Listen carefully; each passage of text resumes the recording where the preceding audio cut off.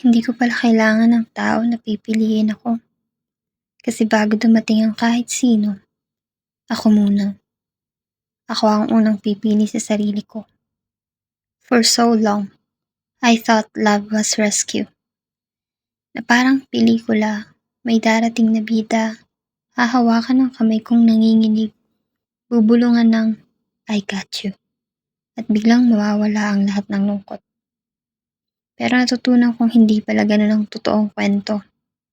Dahil minsan, ang kamay na hinihintay mong humawak ay ang mismong kamay mo rin pala.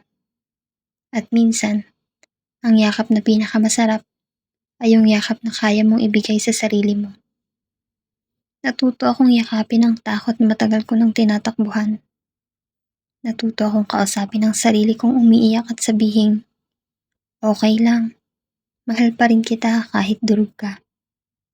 At sa bawat gabing basag ako, natuto akong pumulot sa sarili kong mga piraso. Natuto akong buuin ang sarili ko. Hindi para sa iba, kundi para sa akin. Ngayon, hindi na ako nag-aabang ng tagapagligtas. Hindi na ako nagdarasal ng knight in shining armor. Kasi natutunan kong maging sariling bayani. At natutunan kong ang kaligayahan hindi pala binibigay, kundi pinipili. At pinili kong mahalin ang sarili ko.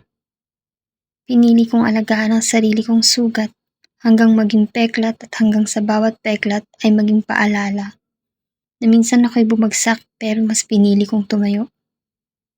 Kaya pag dumating ka, handa na ako. Hindi mo kailangang buuin ang mga piraso ko. Kasi buo na ako bago pa kita nakilala. Hindi mo kailangang tapusin ang mga pangungusap ko. Kasi matagal ko nang natutunang kumplituhin ang sarili kong kwento. Ang kailangan mo lang ay sabayan ako. Makisama sa paglalakbay, sa sayaw ng mga araw, sa tula ng mga gabi. At kapag nagmahal ako, hindi ito magpaghingi ng tulong. Hindi ito magiging paghabol. Hindi ito magiging tanong. Ito ay magiging sagot. Ito ay magiging awit. Ito ay magiging alok ng paglalakbay. Hindi para buuin ako, kundi para kahit nagsama na tayo, buo na. At sa oras na yon, hindi kita tatawaging may missing piece. Kasi wala akong kulang. Ang sasabihin ko na lang, you are my favorite presence, my sweetest choice, my freedom shared with another freedom. At dun ko napatunayan na ang tunay na pagmamahal ay hindi paghahanap ng sagot sa iba, kundi pagiging sagot na rin